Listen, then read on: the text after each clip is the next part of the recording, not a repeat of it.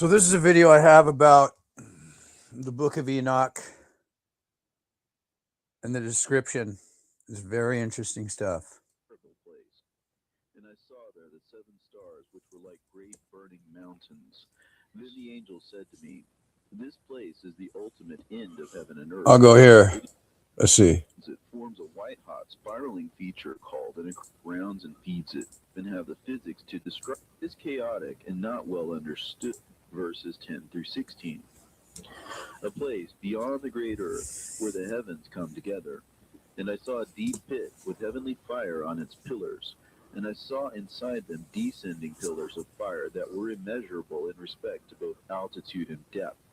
And on top of that pit I saw a place without the heavenly firmament above it, or earthly foundation under it, or water.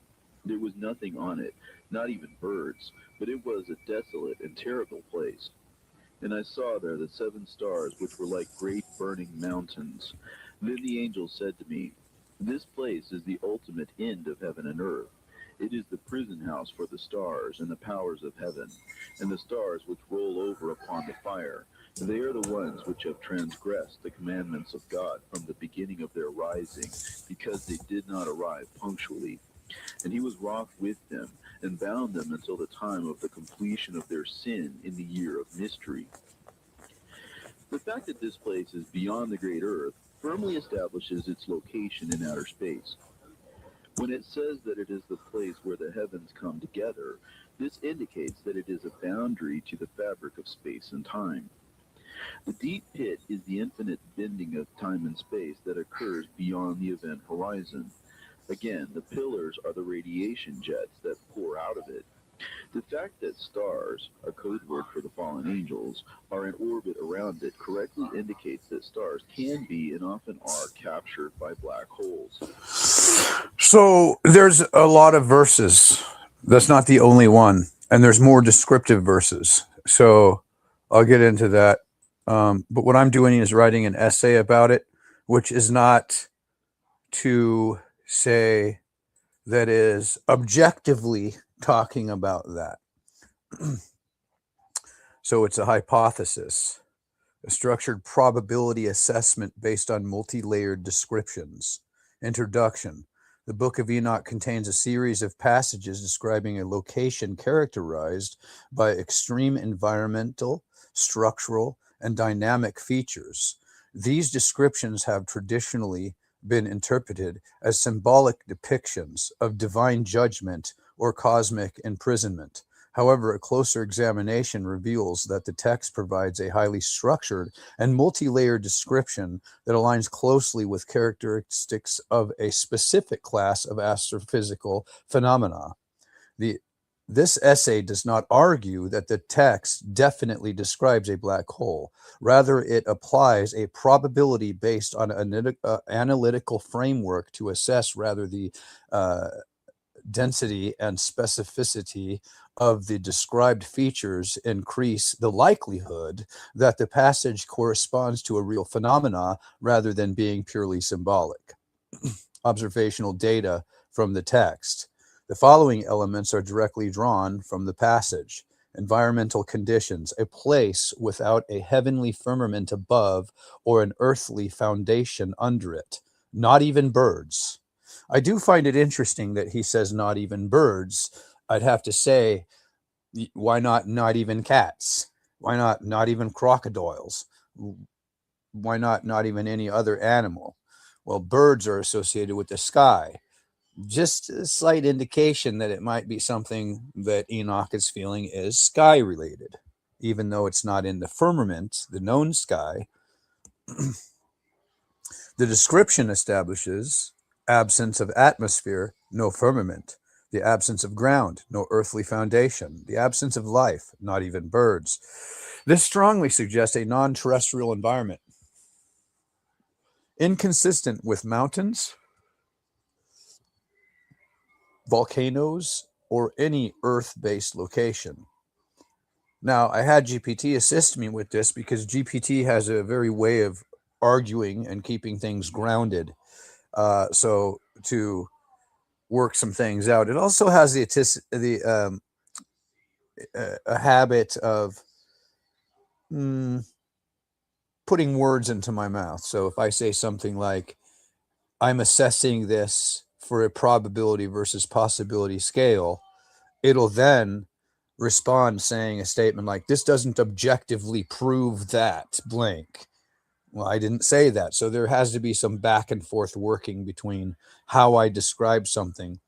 Also, another thing that's important when working with GPT to make a essay like this is to be careful with your description. So one thing that I stated that was objectively wrong, just didn't realize it at the time, should have been more descriptive about what I meant, was I said, the black hole is the only thing in the universe that we know of that can imprison a star. Well, that's not true. An orbit can imprison a star. It can, an ejected planet or a planetoid can be imprisoned within our solar system orbit. So you could use that term, imprisoned in an orbit. So I had to be more descriptive. The only thing that can imprison a star in the specific way that's being described. So a lot of things had to be worked out between my way of making conversation and how GPT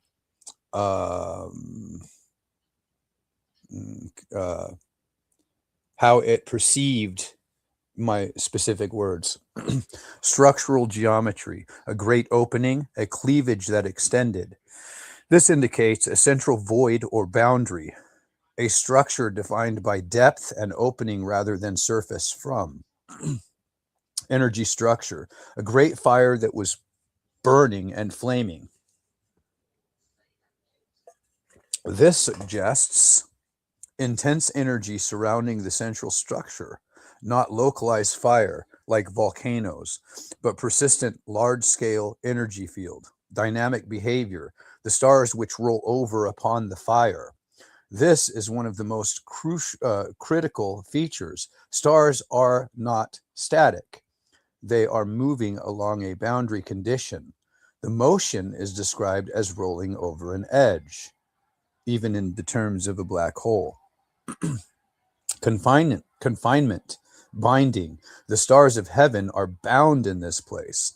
This introduces confinement, inability to escape, a form of constraint, constrained motion or capture. Jet emission features, pillars of fire. This describes directional energy extending outward, structured emissions rather than diffuse radiation. Scale of magnitude. Neither its extent nor its magnitude could I see. This implies incomprehensible size, inability to measure or define limits. Boundary conditions, the ultimate end of heaven and earth. This suggests not merely a location, but a terminal boundary of a system. Temporal duration, bound until the completion of 10 million years, detained here forever. This introduces extremely long durations, effectively unbounded or indefinite confinement, pattern density, and structured coherence. Individually, each feature could be dismissed as symbolic. However, the arrangement does not rely on individual parallels. Instead, it rests on pattern density across multiple independent layers: environment, geometry, motion, energy, scale, duration, and boundary behavior. When these are considered together, the description forms a coherent system, not a loose collection of metaphors. 3. Comparison to known phenomena. When the full stack is evaluated, the closest known match is supermassive black hole systems. Correspondence overview. Text features and black hole features. Text features, great opening, cleavage. Event horizon, gravitational well. Surrounding fire. Text feature, surrounding fire. Black hole feature. Acceleration disk. Accretion disk. Text feature, stars bound. Black hole feature, gravitational capture. Text feature, stars rolling over the fire. Black hole, orbit decay toward event horizon. Text feature, pillar of fire, black hole, relativistic jets. Text feature, no firmament, no ground, black hole feature, space environment.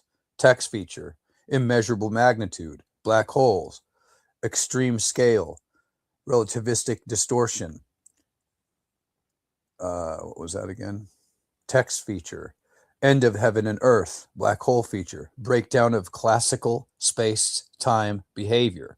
Text feature, long indefinite durations, black hole feature, extreme time dilation, prolonged process. Important clarification. This does not claim that black holes are the only possible explanation in the universe. Rather, no other known phenomena matches the full set of features as closely. Elimination of weaker interpretations. Common interpretations such as volcanoes, mountains, terrestrial features fall under multi-layered analysis, fail under multi-layered analysis because they cannot satisfy absence of atmosphere, absence of life, cosmic scale, structured star interactions, jet-like emissions, boundary level behavior. Thus, these interpretations remain possible but low probability. Symbolic and structural dual layer interpretations. The text explicitly states transgression, punishment, imprisonment. This indicates a moral judgment layer. However, this does not negate the structural description. Instead, the passage can be understood as a physical or perceived structure described using moral language. Probability assessment, based on the methodology of avoiding assumptions, evaluating internal and external factors, assessing pattern density, distinguishing probability from possibility. The conclusion is the density and specificity of the description increase the probability that the passage corresponds to a real phenomena rather than being purely symbolic, meaning it wasn't the ramblings of a goat herder from 300 BC or earlier. Mechanism of perception. Open hypothesis. If the description corresponds to a real phenomena, then Enoch must have perceived something structured. Possible mechanisms include visionary experience, non-local perception, unknown cognitive or informational transfer, external showing consistent with the narrative. No single mechanism is asserted as fact. Conclusion. The Enoch passage presents a multi-layered, structured description that aligns strongly with the characteristics of a supermassive black hole system across geometry, dynamics, scale, emission, and temporal behavior. While symbolic interpretation remains valid, the density of the correspondence shifts probability toward the possibility that the text reflects a perception, direct and indirect, of a real phenomena. The conclusion does not claim certainty. It asserts only that the alignment is too structured to dismiss casually, and therefore warrants serious consideration within a probability-based analytical framework. So that's what I have to say about that. I can play more music.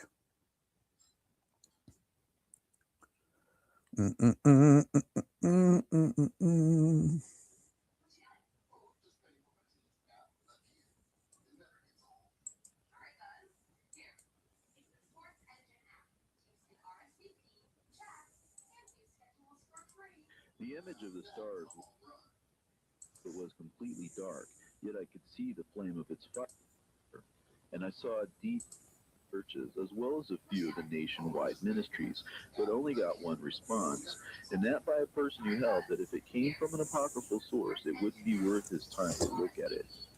Only now do I see that this was probably for the best, since I have come to find another wrinkle in this mystery. These chapters can be combined in such a way as to form a coherent fourth chapter, comprising all three without having to alter the sequence of any of the verses in any of the chapters. The combined material reads as follows. And I came to an empty place, beyond the great earth, where the heavens come together. And I saw a deep pit with heavenly fire upon its pillars. I saw inside them descending pillars of fire that were immeasurable in respect to both altitude and depth. And on top of that pit I saw a place without the heavenly firmament above it, or earthly foundation under it, or water.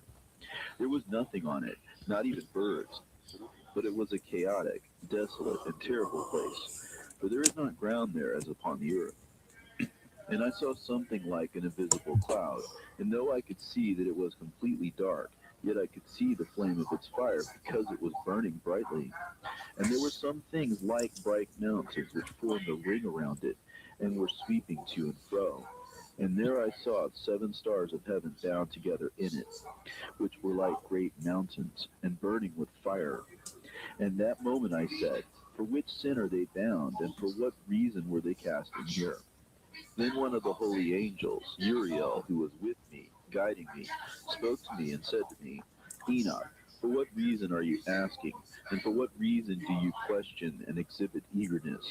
These are among the stars of heaven that have transgressed the commandments of the Lord, and are bound in this place until the completion of 10,000,000 years, according to the number of their sins. I then proceeded from that place to another place, which is even more terrible, and I saw a terrible thing, a great fire that was burning and flaming. The place had a cleavage that extended to the last sea, pouring out great pillars of fire. Neither its extent nor its magnitude could I see, nor was I able to estimate.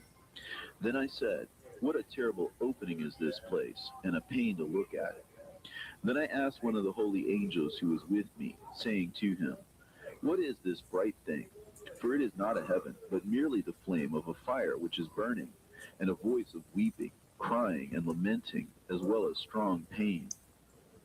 Then Uriel, one of the holy angels who was with me, responded and said to me, Enoch, why are you afraid like this?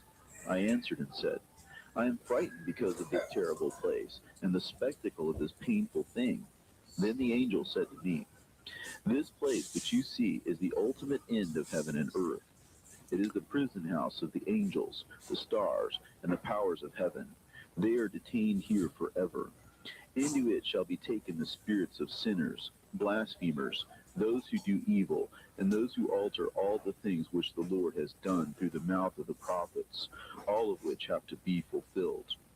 And the stars which roll over upon the fire, they are the ones which have transgressed the commandments of God from the beginning of their rising, because they did not arrive punctually.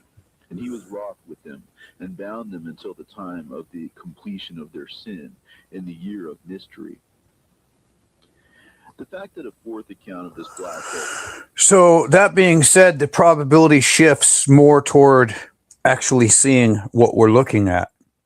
Moreover, looking at this particular area, where is it? Right here.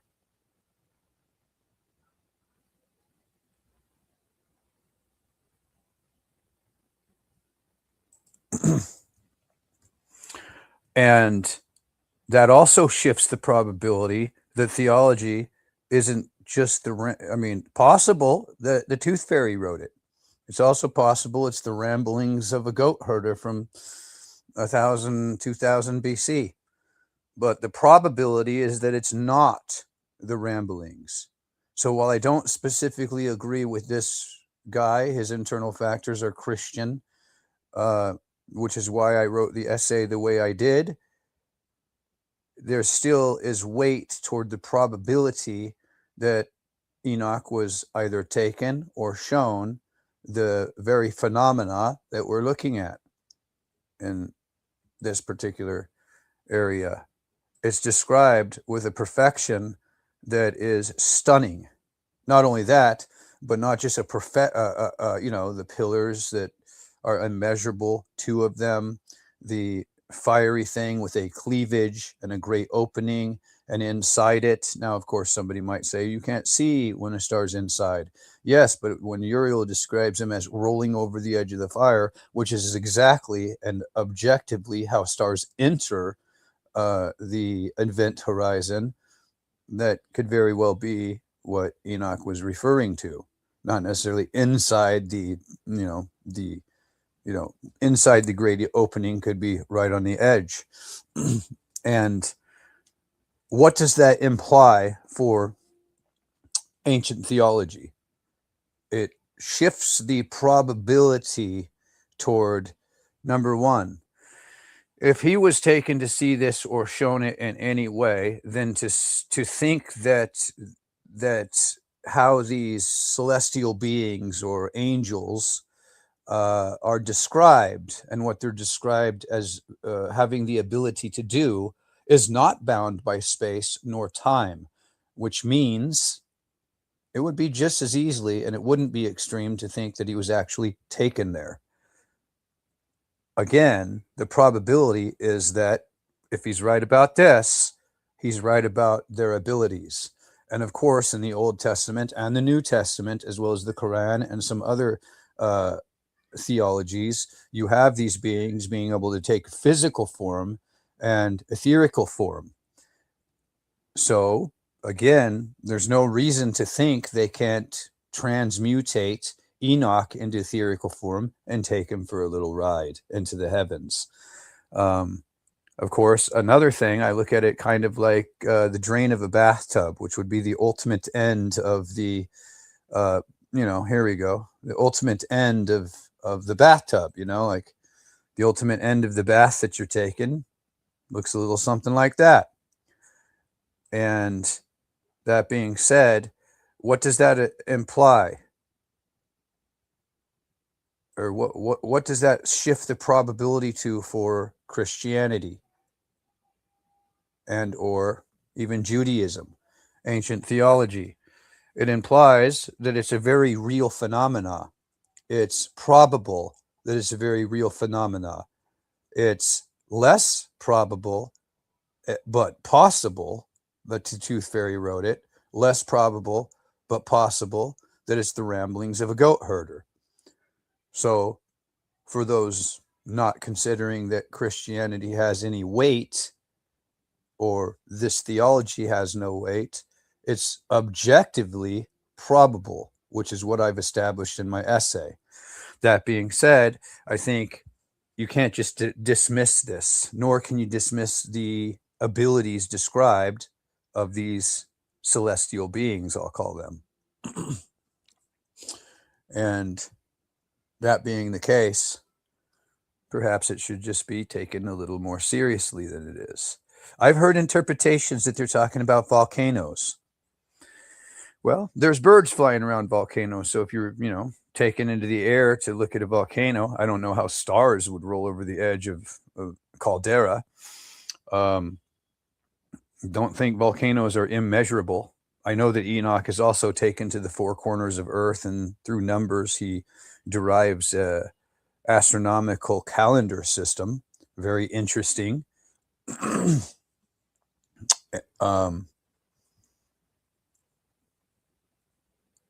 But I think ultimately, being able to write an essay, an analytical essay of probability factor, this should be objectively taken far more seriously than even scientists take it. So scientists often atheists, right? I don't know if that's authority bias or bias about what we think we know now. Oh, it's impossible to travel these distances. It's one of the most ridiculous things I hear in modern science. Faster than light communication is impossible. It's a barrier. Yeah, from our current perception, it is. But again, he certainly seems to be describing some very specific details about the very thing we're looking at right here. Are there any other things that match the appearance outside of Earth? No firmament above, no earthly foundation below, void of all life, chaotic, And the functionality of the very thing that's being described is a prison for stars that are imprisoned in a specific way, rolling over the edge of the secretion disk, aka the edge of the fire, and forever. With time dilation, it could be objectively stated that a star could take forever to reach the center of a black hole because it warps time and space. And since it even does that, you couldn't exactly say that warping time and space and traveling these distances is impossible either. So there you have it.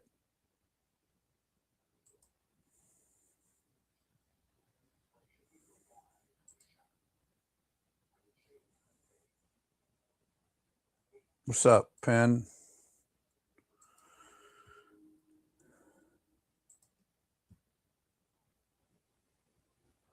Oh, well, don't be on any of those star systems.